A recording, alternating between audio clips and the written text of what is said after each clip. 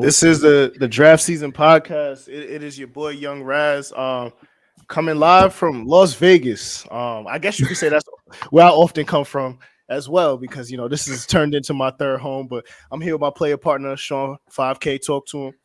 You already know, man. Black Twitter's #1 fantasy sports and entertainment podcast. We back in the building, here to give you guys this glorious content. And you know what I'm saying? We in that nice, that sports sweet zone. So it's that hot zone. So it's a lot of stuff going on. A lot of takes to get off. A lot of observations to get off. On today's show, though, we got a very special guest. I've been trying to get this brother on the pod for a minute. Yeah. So it's dope. It's dope to finally get that link up. You know what I'm saying? My guy brought me on this pod, so I definitely have to return the favor. Joining us today, I got my boy Najee Adams. You know what I'm saying? Contributor for the Lake Show Life website, Hoopball Nets also. And you can also check out this podcast everywhere you do get your podcast content. The Running Up podcast, you definitely need to be tapped in on that. Najee, my boy, don't even bury the lead. Though you got a loyalty legend as well. That's what I'm saying. Home team shit right there. You should have started with that one, brother. Nah, I had to change my name because I had my whole government out here. Y'all just had Sean and Raz. I had to put Naj. But yeah, thank y'all for having me on the pod. Like, he kind of ran down everything, but like most importantly, go follow that Run It Up podcast. That's my little baby, my little passion project. So go check that out. I think Sean was like my second guest ever. So my son had to repay the favor. You feel me? I've never been a guest on a podcast before, so this is like first time type shit. Oh, nah, come on, son. Nah. We definitely had to make that happen. So we pop in the cherry on that one. So we glad we're gonna be the first one on that. So you know what I'm saying? But yeah, man, we gonna make this shit happen. We're gonna get straight into the content. Shout out to everybody rocking with us on the Periscope and the YouTube channel. Paulie Pockets already in the chat. My G, what's going on, brother? How you, fam? But yeah, let's get straight into this shit. We 2 weeks into the NBA season. A lot of stuff going on, a lot of stuff that we have to rationalize. We were just talking about this before we went on air. I'm not really the overreaction type, but we fully in the overreaction period. So we could talk about, we're gonna go around the clock, around the horn. Just takeaways real quick, shooting this shit about what's really stood out to us in these first 2 weeks of the season. Obviously, you got the rule changes. James Harden is looking like a shell of himself, just out here flailing. Crazy. He looking flabby and crazy. And sick. I think we overreacting there as well, but I'm not gonna bury it. I'm not. Yes, we are. No, damn, so you really think Harden finna have like the worst season in his career type shit? No, I'm not. I don't think that either. I think he's out of shape because he had the hammy. Like, that's an issue. Like, his leg was his hamstring was a fucking brisket last year, deep and slow cooked brisket. So I mean, yeah. We all know, brisket is crazy. We all know one thing about athletics, right? Like, you can't get in ball shape and you can't get in football shape without playing basketball and or football. Like, you can't do it. Now, it doesn't help that he's not getting his calls either. So he's out of shape and he's not getting those calls. So yes, he looks bad, but he's a good basketball player. So I think he's going to be fine. No, he's going to be fine. I would agree with that. But that's the part. And I mean, that's the slander. This is why we do what we do, because we get to come here and overreact over 2 weeks of basketball. This man Beard went on a world tour with Lil Baby during the pandemic, and then he wants the benefit of the doubt about not being in shape. Oh yeah, I understand. I understand why the slander. I understand why the slander is there, but we gotta be real. And as someone who has suffered soft tissue injuries, you can't do nothing with that, bro. You can't. Yes, thank you, Paul. Paulie Pockets, the most rational person we on the fucking podcast. We need to bring him on. Yo. But go ahead. Go ahead. Since we was talking about the Nets, like, do y'all think Kyrie is gonna play for them this season, or you think it's clipped? Like, if you had to put your money on something. We got that new cop as a mayor. We really had no options, honestly. It was either a former cop who lives in Jersey or wannabe cop who wears a beret. Like, the beret is crazy. The beret is crazy. And I think he got hit by a car like 3 days before the election too, bro. When I first saw him with the beret, I was like, "Nah, you already lost my vote, brother. It's over." But like, he was. I think the worst. Who's this? Christina Pink. Shout out to the NFL getting some new generational talent. But I think personally, he was smearing Eric Adams too. He like pulled up all his like red light tickets, like the camera tickets that everybody get hit with. Like, come on, bro. We all get them school zone tickets. That That's Eric what I'm Adams ain't doing saying. that. Eric Adams ain't doing nothing different than the rest of us. Like, that's the most human thing he's ever done. But yeah, I mean, I think he's gonna overturn that. He might overturn the mandate and let Kyrie play. I don't agree with anything Kyrie has said, but the fact that like Bradley Beal and all them boys can come to New York and play and he can't, like, that rule is stupid. Yeah, that's wild. Bradley Beal was on some nut shit too. So it's just he said, I didn't get sick, I just lost my taste. Like, that's an issue, bro. like that's like, not you lost one of your regular, bro. senses. You lost one of your senses, guy. Like, what is you on? But I don't know if we can go down we can go down the COVID rabbit hole if we want. But I think, to answer your question, I think Kyrie plays at some point this year. For sure. That's the funny thing, because I spent a lot of time thinking about this. Like, how bad? I mean, the Nets are what, 5-3 right now. How bad would they have to get for Kyrie to be like, all right, fuck it, I'm gonna get the jab? That's the only question I was wondering myself. But they, like I said, they really need him for the second half of the season. They need him for the playoffs. But it's very, I mean, also with the what was it, with the anti-vaxxers when they ran up on Barclays, he's just being a troublemaker right now. So not to stay too long and not to fall down the COVID rabbit hole again. But Nas, we can start with you. We're just gonna go around the league real quick. For sure. Just quick takeaways. What's one thing that's caught your eye? Quick takeaway.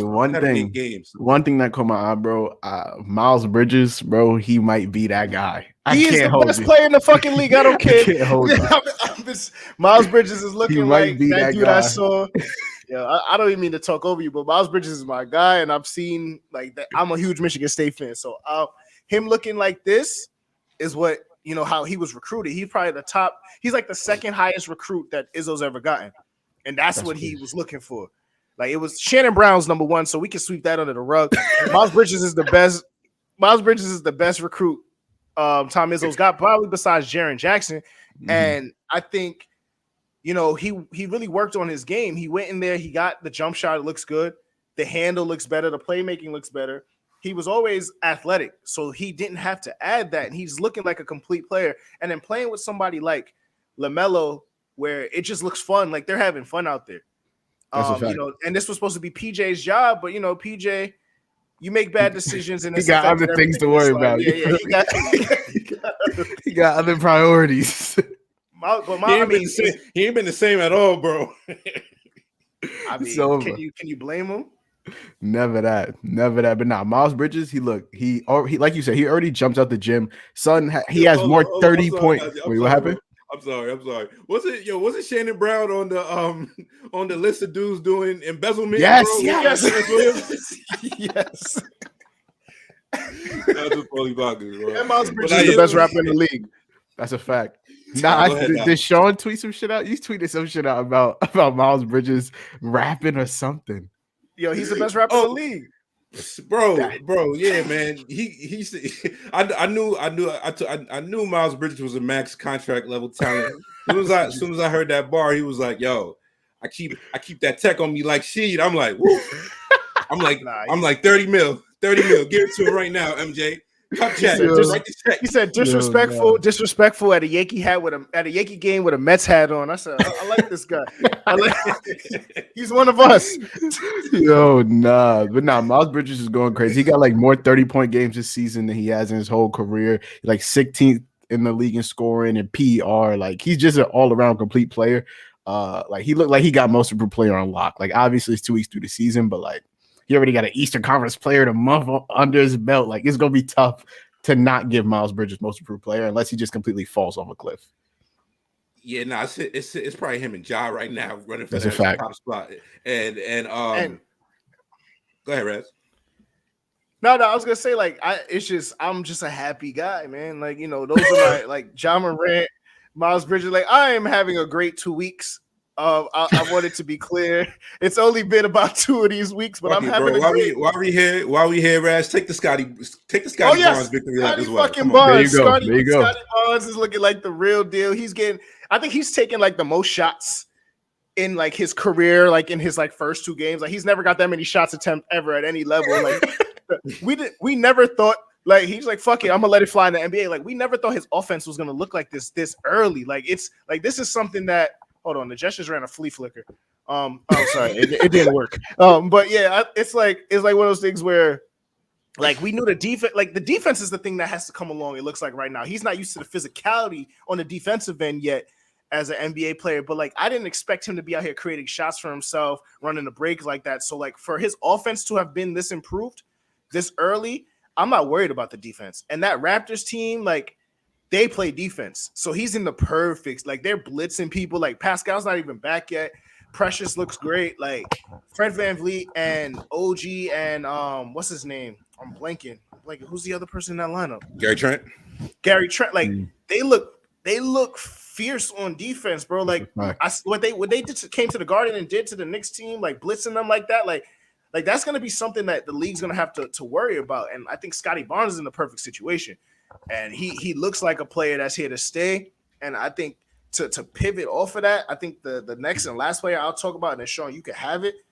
Evan Mobley looks generational. Like he looks crazy. Like he's guarding guards on the perimeter. Like he's content. Like I think defenses are shooting like 40% on him, if that. And he's like been caught on a lot of switches too, like guarding guards on the perimeter. Like he looks different out there. That's a fact. Nah. I think definitely go check out that Draft Season YouTube page. Because Raz, I have to go back and check out the Scotty Barnes breakdown. We very big. What's Paulie Parker's talking in the chat? Now we very big Scotty Barnes fans, but even when I went back and actually listened to the breakdown we did, and yeah, like I said, even we knew all the positive attributes that he brought to the table, but yeah, the offensive aggressiveness that we've seen, and yeah, I think a lot of people gave that pick the Suggs over Scotty Barnes some flack when it happened. I think it kind of caught some people by shock, but I mean I don't think we were really like. I don't think we were ready for it at the moment, but it wasn't like shocking to us. So we could definitely see how you could talk yourself into Scotty Barnes at that level. But yeah, man, I just think, and I think one thing in particular that we did touch upon in that Scotty Barnes breakdown was even though he wasn't a great shooter, he wasn't afraid to shoot and he was letting them fly. So that's always a great sign. Not having that hesitance to really get there. I mean, and everything that we've ever heard about Scotty Barnes as just like his character, everything said he's like even like great teammate, great kid. Hard worker. So yeah, I think Messiah up there in the 6. They got one, man. Scotty Barnes is definitely going to be in that running. Going on real quick to Evan Mobley and yeah, that kid has been.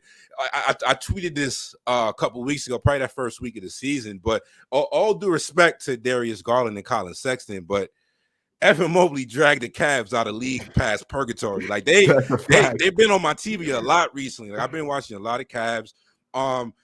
Even the 3 big lineups, which people thought were blasphemous, as we speaking at a lot of times. Shout out to the Fro, Jared Allen, one of my favorite big men in the league. That he's been amazing for them as well.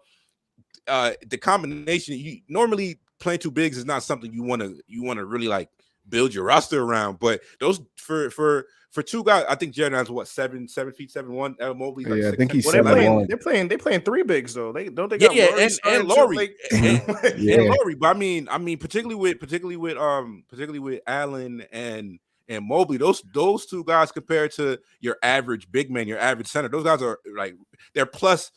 They have plus mobility when it comes to moving their feet. So I think the Cavs, yeah, like I said, even Darius Garland's taking another step. The Cavs have been fun, man. Shout out to JB Biggerstaff. Even going on to because yeah, Evan Mobley. One thing I know, I caught one Cavs game during the preseason. I think it was a game they were playing against the Bulls. And just my main takeaway, and I'm not gonna say I saw him being this comfortable right away, but one thing particular, like if you like watching USC film, and he was asked to really generate a lot of his own offense. He was asked to get it off the bounce. He was asked to take a couple dribbles from the 3-point line. That USC team didn't really have great guards. So one thing that just stood out to me, and it's really opened up his offensive game to where obviously Evan Mobley is not the biggest guy. He's still like sometimes his strength. And his lack of strength, I should say, it's still to show up, and that is something to see as he gets stronger and he gets older in the NBA. It's something to definitely keep an eye on. But it really hasn't stopped him at this point to where he's just that damn good. Even he leads the league in contested shots per game. It's not even close. That's crazy. He's 3.5 on top of number 2, which is Jakob Poeltl. Shout out to Jakob Poeltl. Shout out to the Spurs as well. Another underrated fun team, I would say. but yeah, man, Evan Mobley's that guy. I joked. Shout out to the MIP pod when I was on there with them boys. I joked about it. I'm like, yo, if this LA shit don't work out, Evan Mobley the type of talent LeBron will go back and play with. Like he and I don't know if you guys peeped the press conference after the game where LeBron was talking about Evan Mobley. He had a smirk on his face to where it's like I'm gonna go this conspiracy theory, but I wouldn't really put it past Bron to really do that. If this go back, take a third trip back to Cleveland. I wouldn't put it past him. We're not there yet. But since we're on the topic of the Lakers, obviously, Naj, you do. I know you follow the Lakers a lot. Even I know we just talked about Bron. And I think the injury just broke earlier today as well. I think he out for a week. Yeah, they was like he out for 1 to 2 weeks. But like if it was a playoff game, he could play on it. Yeah, so it's let's dive into the Lakers real quick. They're currently at 5-3 through 8 games. I think they started off particularly slow. I think there's been some better signs as of late about these guys starting to mess. So Nas, what have you seen from just early season takeaways for this Laker team? Just the trial and error of how Vogel's trying to like fit these pieces together. I got so like it's been tough, right? Like one thing for sure, DeAndre Jordan does not belong in the NBA. Like let's keep it a stack. I don't know why my boy is on a roster. I wish he was not on our roster, but he does not belong in the NBA, bro. I don't know why we're starting him. I think once Trevor Ariza gets back, then we'll see more AD at the 5 because then you have another wing that can play defense. But right now, like we're pretty depleted. You take Bron out. Austin Reeves, old as shit, bro. He is. He's dumb old. He's like 36 years old, but at least he could defend something. You feel me? Like, are we sure he can still defend? Shout out to Austin Reeves. Are we sure Trevor Ariza can still defend? Or are we just running with that myth? I mean, he can. I think he could defend fours. I think he's not really in the. I don't think having him chase around. I don't think he has the foot speed. I don't think he has the foot speed anymore to guard 1s and 2s, but like. I feel like he could do his thing against a wing player better than like other people on our roster can. Okay, I'll wait to see. I think I was high on the Lakers in the beginning of the season, and I think we owe Bron the benefit of the doubt. Like they'll figure it out, in like April, and still make it to the playoffs and do what they do. But it's just like, I mean, Melo looks good, right? Melo was good. He's shooting like 50% from 3. It's crazy. Yeah. Is that sustainable though? That's one thing. So my thing is like, I love Melo. That's my guy. So it's just like, I mean, we're relying on a lot of used car parts right now, and we have to figure out can Russ and Bron and all these guys coexist together. Perhaps like they had a good showing the other night, but is that something that we can expect from them going forward? I think so. Like, obviously, I'm a Lakers fan, so I think we're gonna win the chip every year, right? It's like that goes without saying. But once we get to the playoffs, like I feel like we're gonna be exposed. You feel me? Like just how we exposed Russ when we played in that Rocket series, just how every team exposes Russ. Like it's pretty easy to key in on Russ in a 7-game series. You feel me? Like it's pretty easy to key in on Russ in the 7-game series. You know where he wants to go. You know the spots he likes to get to. You're gonna let him shoot, like, and you're gonna bait him into shooting. Like he has the type of ego where like he can be like, "Oh, word, I bet, shoot that bitch, brick," and then we go another way. You feel me? So it's like it's tough. Like I want us to win the chip, and I feel like this roster can do it. But like I don't know. I was of the camp that wanted us to trade for Buddy Hield. I'm gonna keep it a stat. So I'm gonna need Westbrook to prove to me that son can help us get to a chip more than Buddy Hield can. Because like obviously we went for the superstar talent, but I would have rather gone with Buddy Hield because he fits more of the LeBron James kind of mold that you're going to build the team around. Like you surround Bron with shooters and defenders. Obviously Buddy Hield can't defend, but like that's why you get guys like Kent Bazemore and Trevor Ariza and stuff like that. But I don't know. Russ got to prove it to me. You feel me? I hope we win the chip. One thing that stood out to me so far is that we are absolutely dog shit in third quarters. Like it's crazy. Like we go into the half and we come out like we just don't know how to play basketball. Like the stats about us in the third quarter, like we give up the second most points in the league in the third. We have like the third worst shooting percentage, the fourth worst 3-point percentage. Like we just forget how to play basketball in the third quarter. Gave up a 26-point lead to the Thunder. Like that's crazy. Yeah, that game was nasty. That game was definitely nasty, for sure. But I think the one thing that's kind of stood out to me a little bit about the Lakers is they're playing really fast. Their pace is up there. Just in time, I think they have the I would have to pull up his pace, but they're definitely in the top 5 in terms of pace. So like, and that's the funny thing. It's not that I don't think Westbrook can fit besides guys like AD and Bron, but like you said, you need a certain level of shooting around him to where it's just like, I know Vogel hasn't really gone back to the Rondo and Westbrook lineups too much since that first game. That's why we need Kendrick Nunn.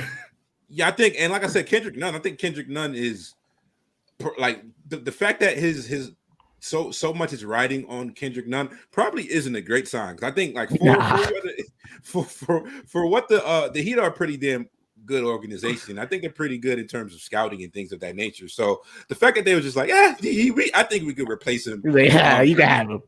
Yeah, I think, and he's a pretty good shooter. A little streaky, but yeah, I think just in terms of the Lakers, it's like, especially now that Bron's hurt, that one thing. Whenever I watch a Lakers game, I always like clutch my chest, grab them pearls, because AD hits the damn floor 8 times a game. So bro, like, I think crazy. Yeah, it doesn't. That's like, damn, bro. Like, they need to put some like type of cushioning. I've never seen somebody hit the floor as much as him. Like, it's violent, bro. He hits the floor mad violent, and he a big body. So like, I never see, like, he hits the floor hard, and he be holding his ankle and shit. Like, come on, bro. But yeah, so like, that's the funny thing.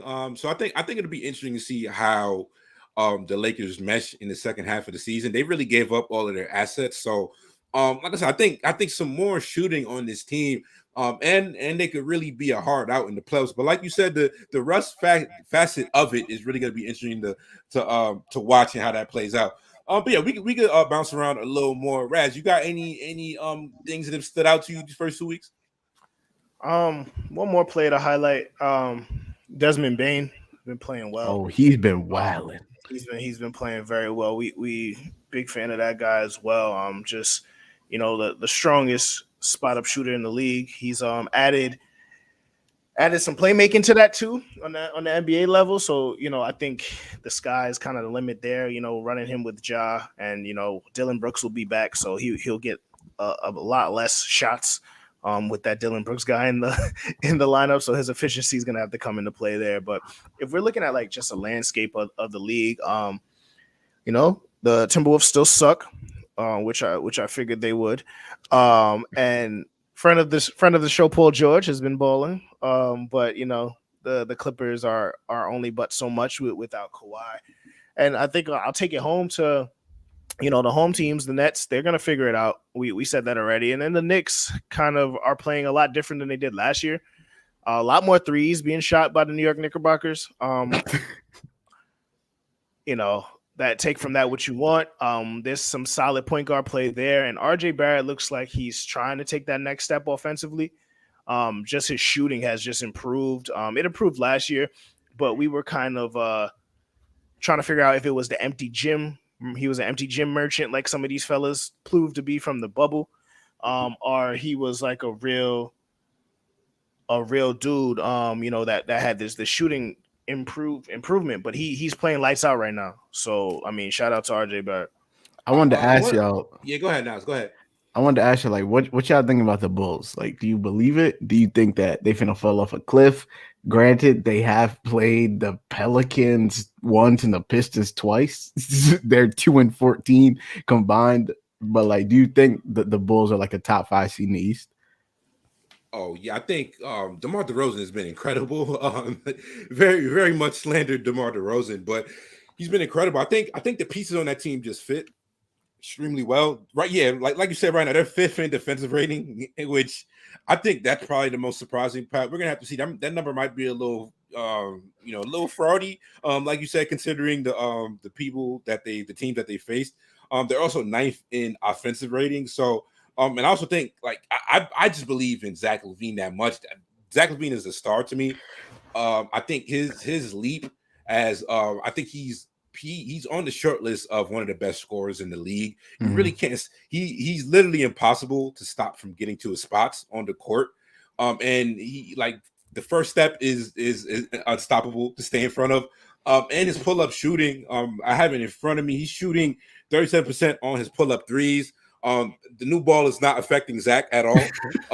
That guy is really good. I think even I had questions about their defense in particular, but I do think Caruso and Lonzo and the type of defensive scheme that they've been playing, even a big question about how Nikola Vucevic would actually fit, you know, with a guy like, particularly, I think DeRozan was the real problem that they saw between those guys. But I just think they have enough athleticism on the court. And I think the scheme that they're asking those guys to do, they're getting guys like Lonzo in that role on defense where he could cause havoc in the passing lanes, which Lonzo has always been able to do. Caruso, one of the best point of attack defenders in the league. He gives guys hell. Derrick Jones Jr. is also has been wreaking havoc off the bench as a defender. So yeah, I think I'm buying the Bulls as a top 5 seed. I think even on the second half, as Kobe White comes back and gets a little more comfortable, how he looks, because I think they're going to have enough assets to, if they need to go and get a additional wing defender. The Patrick Williams injury is going to be pretty tough for them. Because I do think offensively, I don't think he's there yet. But I do think that defensively, Patrick Williams is definitely somebody who's going to be able to really contribute. And that Bulls Knicks game, two things I want to say. That was a Bulls banger. That was a great game. I think it's great for the NBA to have. We get like that game was real grimy, real 90s basketball vibes. Talking DeMar DeRozan was grabbing that RJ Barrett's ankles and shit.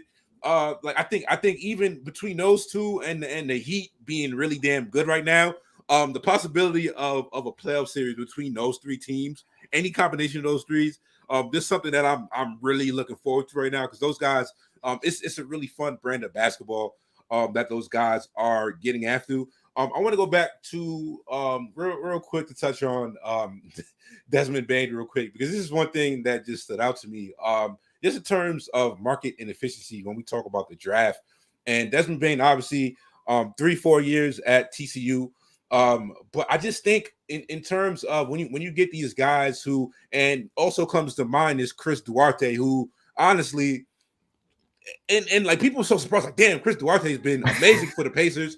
It's more funny because Rick Carlisle just doesn't, like, he never plays young players in his rotation. So the fact that Chris Duarte came starting from day one, has a real role in that offense from day one, it just shows you, because I think we talk a lot about, you know what I'm saying, age when it comes to the NBA draft and how important finding these young guys are.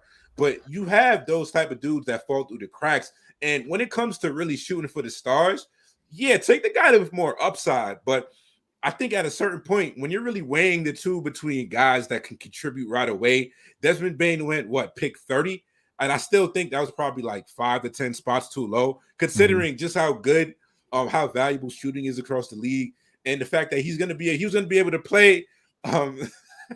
Yeah, Duarte is 30, so Carlisle's not really playing young guys. Fair enough. I just think that's just something to it's just something to keep an eye on, because I do think when we at a certain point, and I think the Grizzlies have done an amazing job at just finding dudes who know how to play basketball, and finding the next Giannis, finding the next star is very important, but also finding guys who can plug and play. And you know, fill that rotation is also super important. So, Naj, you got what else has stood out to you real quick? Jumping across the league. I don't know. I know he touched on the Timberwolves and like how they're still trash. Oh man, I don't. That's another part for another day. But go ahead. I know he touched on the Timberwolves and how they still trash. D'Lo is my favorite player, bro. And like they're on a little 3-game losing streak, but like I like the potential that they big three has, bro. Like they knocked off that shit for 10 years. They knocked off the Bucks. Come on. My son Ant is a walking 30-piece. I think it all depends on D'Lo. Like he's the missing piece in that big three. Like we know what Cat brings. We feel like we know what Ant brings. It's like whether or not D'Lo can live up to his potential. And like his highs are so high, but then his lows are like rock bottom. So like it's tough. If he could stay consistent, I really feel like the Timberwolves could be in the mix for that play. Win 33 games. 33 games. 33 is crazy. Now, since we're on the subject, I do think like one of the things, particularly with that Timberwolves team, the question for that team was not offense. That was not the question that we've had at all for them. And I think they've probably been a bottom 10 unit on offense, and they've been a top 10 unit on defense. Jaden McDaniels be locking up. Jaden McDaniels, premier three. I mean, I'm not gonna say 3 and D. The 3 is very hypothetical right now, but defensively, he wreaks havoc on defense. Especially just considering how they looked at him coming out. His transition as a defender has been amazing.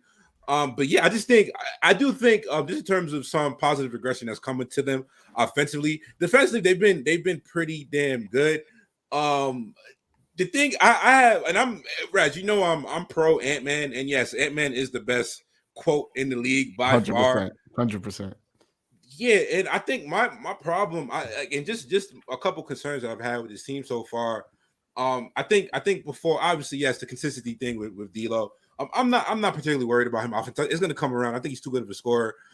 Yes, Jared Vanderbilt is also amazing. But yeah, I think I'm not worried about that. My more thing is Cat and Ant. Cat is a pretty interesting player to watch. One of the most offensively gifted big men that we've ever seen ever. Like he's literally last time I checked, he was shooting 50% from the field, 50% from three. And Raz, I'm a huge Ant-Man fan.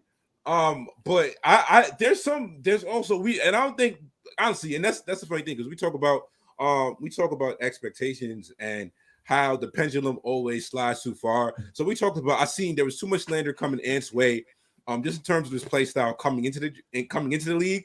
But right now, like just watching him a little bit, he's reaching on he's trending towards black hole status on offense because he's just getting these shots up. And demon. He's just getting these shots up, and I think we talk about the confidence you need to have to be a great NBA player, and I don't think mortals are really able to really actually relate to that. You got to have a supreme level of confidence in your game to make it to this level. But yeah, Ant's not really a good shooter at this point. You know what I'm saying? And he's continuing. I think he was in the top 5 of threes per game. And I think the other problem that I've had just in terms of just how the offense has looked so far is he's played most of his minutes with Cat. And Naj, you can tell me this. D'Lo's the easiest. He's the easiest person to slander in the NBA. He's the easiest scapegoat, bro. Easiest scapegoat in the league. Scapegoat, bro. Whenever some shit's not going right, it's D'Lo fault. Ant could be 8 for 35, but it's D'Lo fault. And it doesn't matter. And I think one thing that I want to see, Ant has been playing all of his minutes with Cat. Last time I checked, I think it was about 95% of his minutes he shared the floor with Cat. And I think that's problematic when it gets to, because the problem is Cat's not getting enough shots. So that's just something to watch. It's just something to keep an eye on. Something that's it's still early in the year, so I'm not gonna kill Ant too much. But his shot selection has been kind of shaky, to be kind. And I'm an Ant fan, but there's still things that he does need to work on going forward. But I think even if the Timberwolves, they seem like a 38 to 40 win team to me right now. But I do think there's better offensive days coming across for those guys. But touching on some other stuff I wanted to real quick, Raz, because we gotta talk about the boy Demetrius, the guy Ja Morant. Raz, this kid just keeps getting better. He just keeps getting better, man. I don't know what to tell you. I told y'all. I know I was being a homer. But I told y'all from the draft, like the upside on him is ridiculous. Like he couldn't shoot really then either, and he was giving 36% from 3 on 5 attempts right now. Yeah, that'll get it done. Yeah, that'll get it done because you have to guard it. And then when you have to guard it, he's blowing past you. Yeah, and there's nothing. He can finish with both hands. The spin move either way, it doesn't make any sense. The handle is crisp, and he's a willing passer. Like as for as many highlights as he has, he's willing to give his teammates the rock. I mean, this Grizzlies team is built kind of the right way for him. Like I know we kind of criticized that Steven Adams swap, but Steven Adams low maintenance. He's not the offensive talent that Valanciunas is by any stretch of the imagination.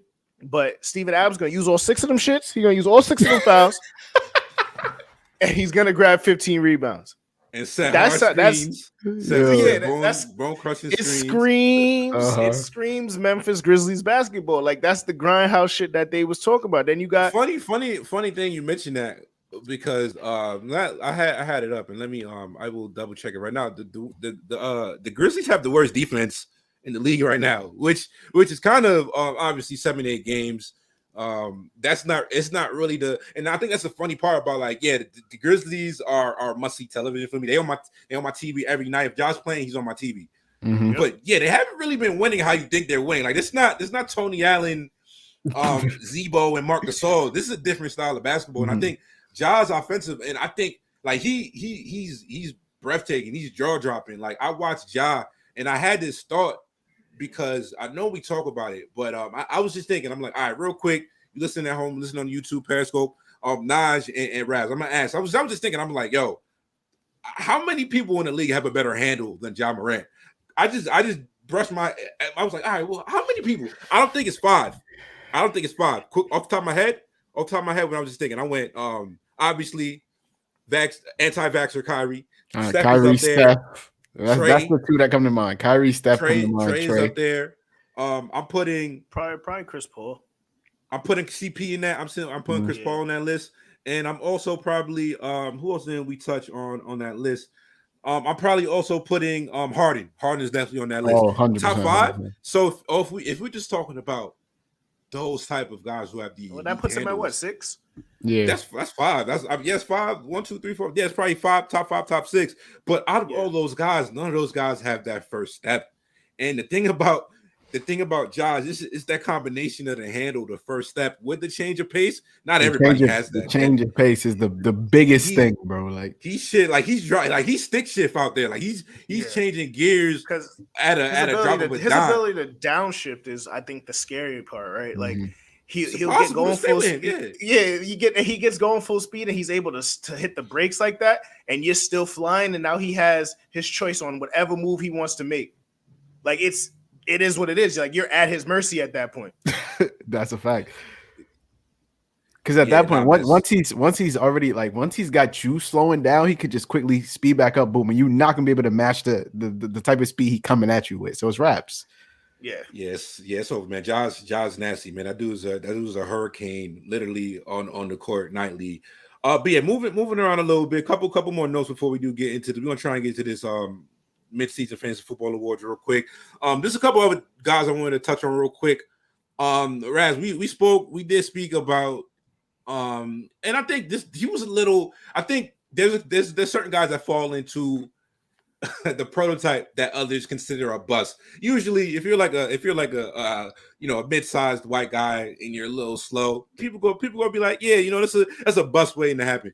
But I want to talk about Franz Wagner real quick because I don't know if you guys caught even I've caught a couple Magic games. I think the Magic have actually been the product. They're a bad team, but the product has not been terrible to watch. They gave the Knicks hell also in that game. That was a pretty good showing, but I just think Franz Wagner has been pretty damn good. I think just the type of athlete that he is, and obviously 6'10" guy. But he's guarding all type of players. I like to this point, and just in the games that I've watched just in the games that I've watched from what's it called the Magic this season, he's guarded all type of guys. Like he had RJ in hell for that Knicks game. That's a fact. I watched him. He was making LaMelo Ball's life hell in that game against the Hornets. His ability to move his feet has been spectacular. He's also been shooting the shit out of the ball. So he's averaging 15 points, and he's shooting 42% from 3 right now. So, and yeah, like I said, he's always this. It's not surprising if you saw him at UM, if you saw him at Michigan, it's not really surprising. This is exactly what he did. But I think there's some people who there's going to be skeptical of guys like that. And yeah, he's a really cerebral and smart basketball player. So the Magic are a bad team, but they're interesting, man. There's a lot of young guys. Also, I did want to just say quick shout out to Cole Anthony. Cole Anthony also he been going crazy. He also caught an Inferno. Clearly the best basketball player of all time. Yeah, he also that's how he he also that called like him that's Inferno. that's how he's been playing. Like Cole Yo, Anthony's been nah. playing like a lunatic. He's rebounding like a lunatic right now, man. Like he's Josh Hart-esque on the boards from a guard kind of thing, man. Like he's rebounding heavy. And the one thing about Cole is I never really like, kind of worried about like his scoring. Like he's always been able to get a bucket. And I think him playing with Suggs, and having even like shout out to another dude who's starting to really get get a lot of real comfortable in the league. Mo Bamba has also been pretty damn good for them. So I think a lot of those Magic kids have been starting to New really York show back? some good.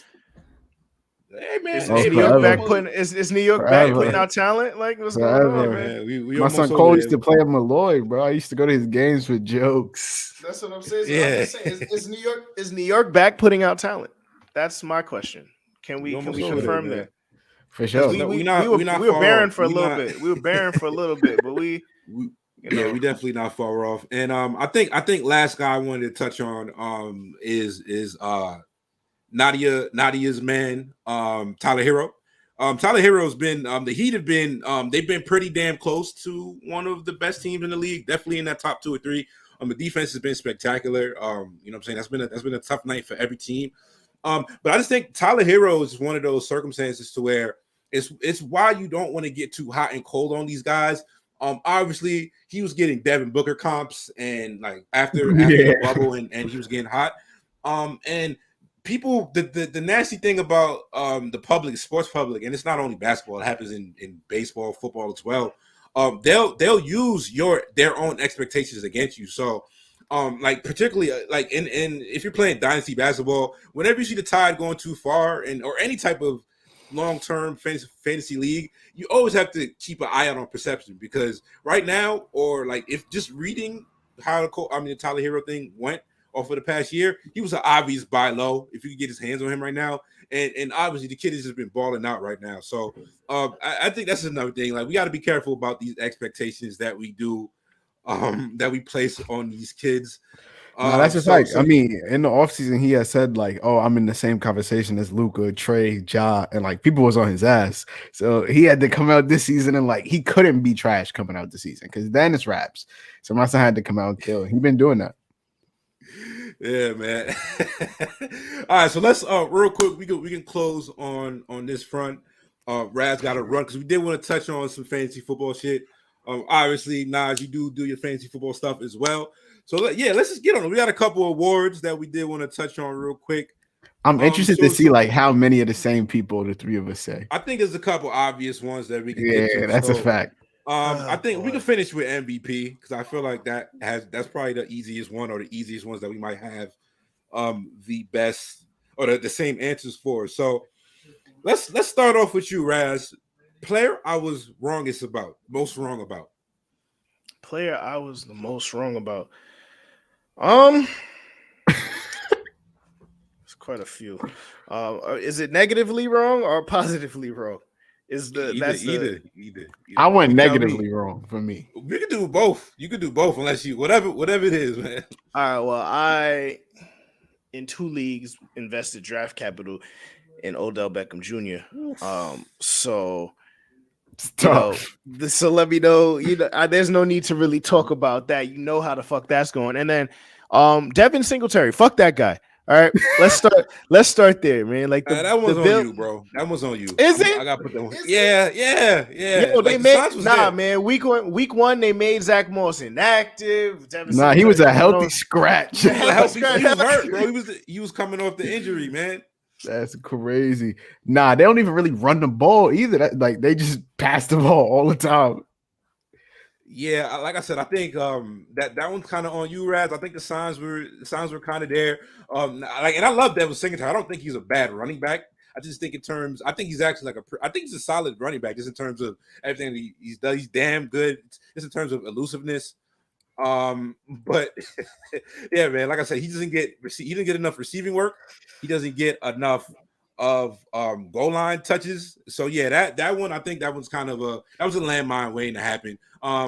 For me at least, I would go player I was most wrong about. I'm gonna have to say some Antonio Gibson, man. I saw a star turn coming. I figured I kind of portrayed the way I saw it. I saw a lot more receiving work coming from him. I saw JD McKissick is a force. Especially after JD McKissick. He has a role in that offense. I still think, and obviously Antonio Gibson is dealing with some injury stuff as well. I don't think he's a bad talent or anything, but I thought he had a chance to really return top 10 value as a running back. And it's just been nasty in terms of the week-to-week floor for him. So, Nas, what about you? I think so. Like, just to kind of touch on both of y'all, like I feel like Antonio Gibson, like they were saying they want to use him like C-Mac, like he's a converted wide receiver, and they don't use him at wide receiver. Like, so I don't blame you for C-Mac. For Odell, I was right there with you, bro. Before the season started, I traded Mike Williams for Odell, and so clearly I took the L. I took the fat L on that one. Which Mike Williams? Surely the one that the Chargers? Yeah. Oh no! I traded my Williams Odell. So it was raps. It was raps for me. But you know, we pulled it back. I'm 4-4 right now. But the player I was most wrong about, DeAndre Swift for me. I wasn't high on DeAndre Swift. I thought like I wanted no parts. I thought the Lions was gonna be trash. I mean, they are trash, but like I thought that was gonna impact his ability to play like football. Like I thought they was gonna be trash. I thought Jamal Williams was gonna cut into his workload way too much.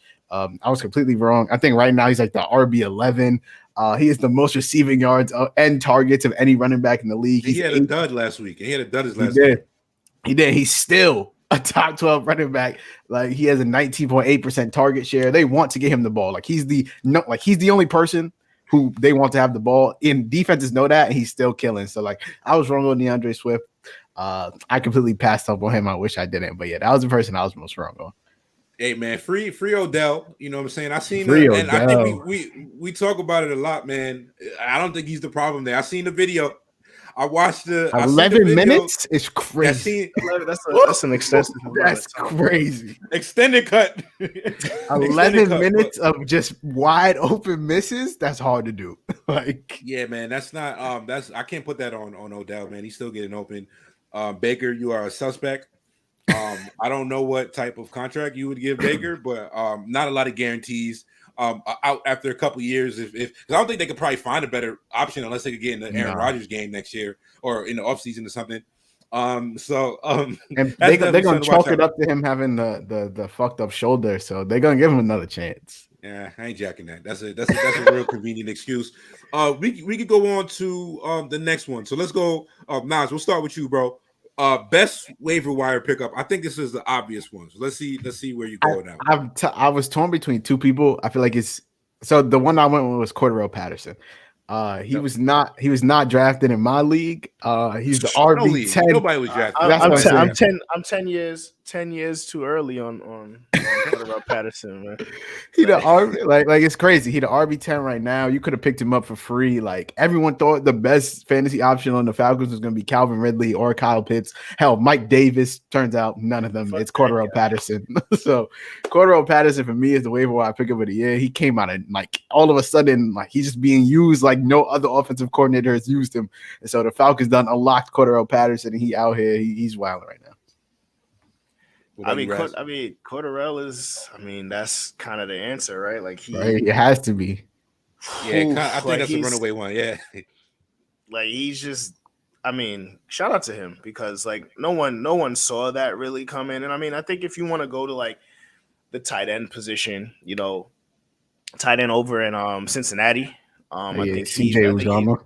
I think he's like top 10. He might be like top, depending on your league, probably like between top 6 and top 8 as a tight end. I don't think he was getting drafted at all during draft season. And shout out to Zach Ertz because he was probably cut from some people's teams in the beginning of the season. He's found some type of role in Arizona's offense. So and he had a good game once Goddard got hurt. Still no yak, but he's catching the ball and he's a red zone threat. So just, tight end is just such a wasteland. Sometimes you got to look and see what you can find there. But yeah, the overarching answer here is Cordarrelle Patterson. Yeah, for me, I think he's obviously the runaway for that award. I think the other one I'll probably say a quick shout out to injury, missed a couple weeks, I believe, which is probably the only thing that is keeping him out of the top like 10 to 15 just in terms of running backs score points scored. But I'm also say shout out to Elijah Mitchell. Yeah, he was the other one for me. It was between Cordero and Elijah Mitchell for me. Yeah, Elijah Mitchell. And he passed the sniff test as well. I think that first Lions game was pretty tough because some of the holes he was just running through were just so damn big. I could have ran through some of them holes that he was like gashing the Lions with. So that one was tough. But I think particularly when he came back from the injury, he's really showed he's gashing teams, and he's really he's obviously been giving them that consistent presence out the backfield. So yeah, let's get into let's go into LVP. Let's go least valuable player. Oh man, I feel like there's so many. There's a lot of them here. Raz, we can start with you on this one. Go ahead. I just want y'all to know Mike White is hurt. Damn. So who's the quarterback? Flacco time? No. Oh, is he ready? It's Josh Johnson. The hell did you trade for Flacco for, bro? Wait, who scored the touchdown for the Jets? Elijah Moore. Right. So things are looking up there, but yeah, man. Things are looking bad. Least valuable. least valuable. I mean, it has to be for me. It's Odell Beckham, and I hate to do that, but like, he's not obviously Baker is the suspect here, right? But I didn't draft Baker, so here we are. Like, I was stuck with fucking. He's not even playing. I think he's like the 87th ranked wide receiver. So I mean, Julio Jones is probably on that list somewhere too, right? Yeah. Julio Funches, as we like to call him, for sure. Julio Jones is definitely on that list. Yeah, so shout out to him. Shout out to Julio Jones. Yeah, I think this is you got one, Naj? I got mine's was between two, but I ended up picking Allen Robinson. I feel like we was taking him top 12, top 13. He was a third round pick. Like, you could add up Calvin Ridley and Allen Robinson's overall points, and you wouldn't even get Deebo Samuel. Like, he's outscored both of them combined. Deebo Samuel, my MVP, man. So he's tough. He's tough. Like, Allen Robinson's the wide receiver 65 on the year. He has one touchdown. He has one game with over 7 targets. He's never finished inside the top 24, and he has less points than Byron Pringle. So Allen Robinson is my least valuable player. You know what I mean? Fantasy football. Shout out to fantasy football, because fantasy football makes no sense. And we can talk about our home league, Gino Marino, real quick, Raz, because I have a team with Julio. Bro, I'm on a 4-game losing streak. Allen Robinson and Saquon. I'm still in the top 5. Like, that's what. Guess my record. I have Julio, Allen Robinson, and Saquon on that team. Guess my record in that league, Naj.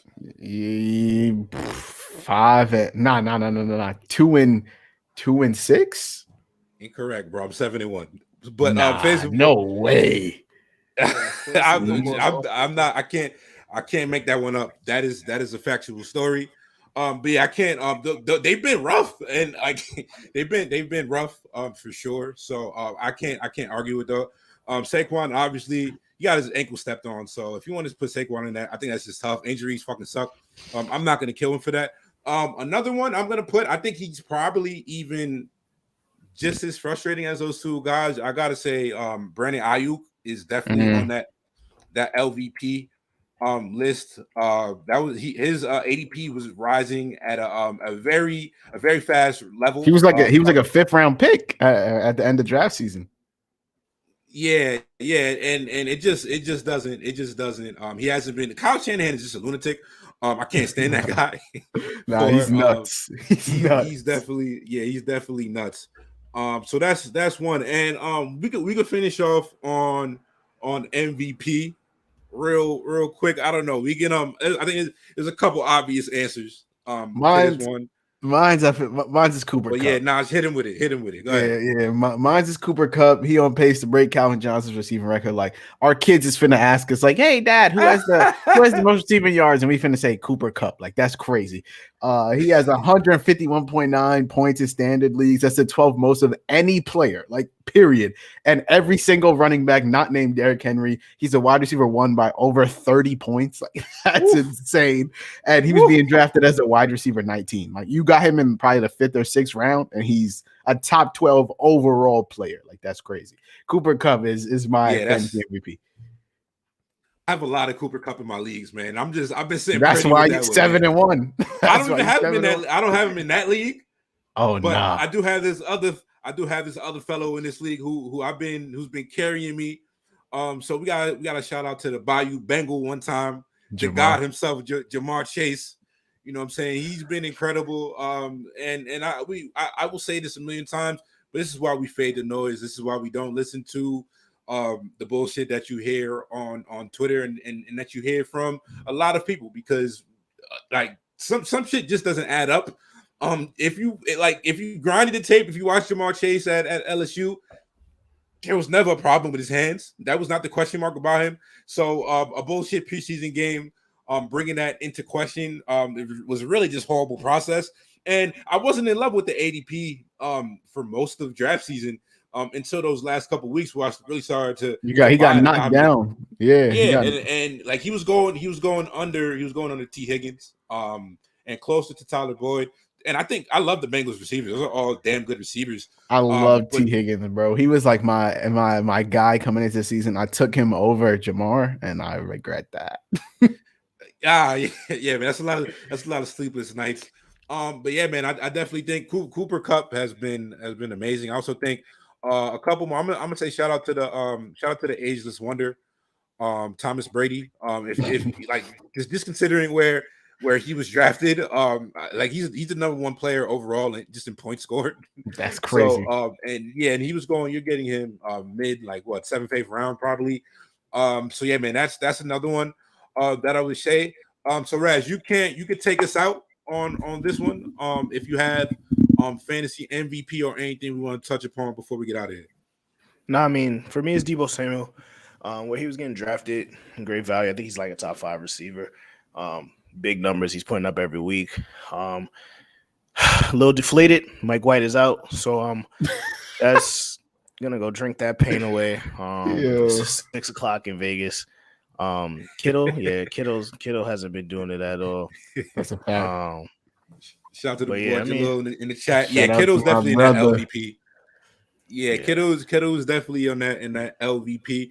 I think we could probably finish on this before we get Raz out of here. We got second half buy lows. Anybody that if you fantasy trade deadlines are coming around right now, so it's probably about that time to really, you know what I'm saying, try and find these deals that could take you off, or just take you through that second half of the season, that could really lead you to, you know what I'm saying, lead you to the money, because we're approaching money time in fantasy. So it's time to really, it's time to really lock in. So Raz, you got to buy low? No, actually, like I really too torn up about Mike White. I don't know who. Nah, not even that. I just don't know who's nobody's selling anybody. Like maybe Tyler Lockett if you can get him for low. Like maybe he's somebody that could turn it around at the end of the season. But I'm trying to think who. Like the market is so bad right now in terms of buy lows. Yeah, you got one, Nash?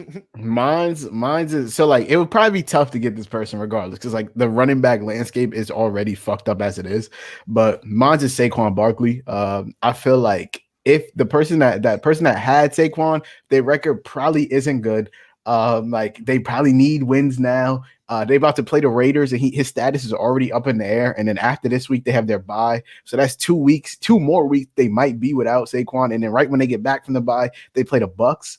But after that, his schedule is crazy. They play the Eagles twice. They give up 123 rushing yards a game. They play the Dolphins, 115 rushing yards a game. The Chargers, 159 rushing yards a game. The Bears, 125 rushing yards a game. Like he's gonna eat in that second half of and like that playoff stretch where you really need to like come together to get the chip. Saquon is gonna be a league winner, I feel like. So if you can get him off his owner, because he might have a bad next 3 weeks, I will go try and do it.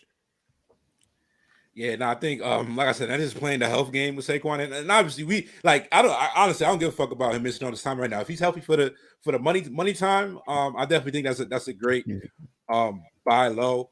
A couple of these guys, I would send a couple offers out to your. One of my lists, I actually bought low in a different league, right before his breakout game last week, so that window is probably closed. If you asked me this last week, I would have definitely said AJ Brown. Bro, I but right now too. Yeah, I bought low in the AJ Brown, so that's definitely one That's definitely one I would be looking out for. I would also be sending out offers for Justin Jefferson owners. I think you might be able to snag a nice little deal on that one. Depending on the owner in your league and where he's sitting at right now. But yeah, man, that's going to wrap us up for the day. Shout out to everybody rocking with us on the YouTube, on the Periscope, everybody checking us out, listening on the podcast. My guy Naj, let the people know where they can check out all your shit. Plug the pod, plug the writing, plug everything, my G. The Go best ahead, place bro. to follow me at, we can find all my stuff is on Twitter. It's at Najee Adams _ it's NAJEE and then Adams _ and then go on every place you listen to your podcast. If it's on Spotify, go ahead, download. If it's on Apple Podcasts, write that rating and review. It's the Run It Up podcast. You feel me? Come check us out. We over there. We chilling. Go listen to the episode I got with my son Sean. I gotta have both of y'all on low key on like one of the next shits, and then we're gonna get lit. But yeah, go check that out. Najee Adams _ Run It Up pod. You know the vibes. Nah, facts. Raz, you still with us, bro? I don't know if Raz my son, he out in Vegas. You feel me? He trying. He had to. I'm moving. He trying to make shit dip out. You know what I'm saying? The blackjack table is calling his name right now. So Raz does got places to be. But yeah, man, definitely check us out. We got a lot of content. We got a couple special episodes coming up for you guys coming soon within the next couple weeks. So definitely tap in. Make sure you guys all subscribe to that Draft Season YouTube page. Yeah, Raz is definitely on his fourth wardrobe change of the episode. But yeah, man, definitely make sure tell a friend, subscribe, rate, all that good shit.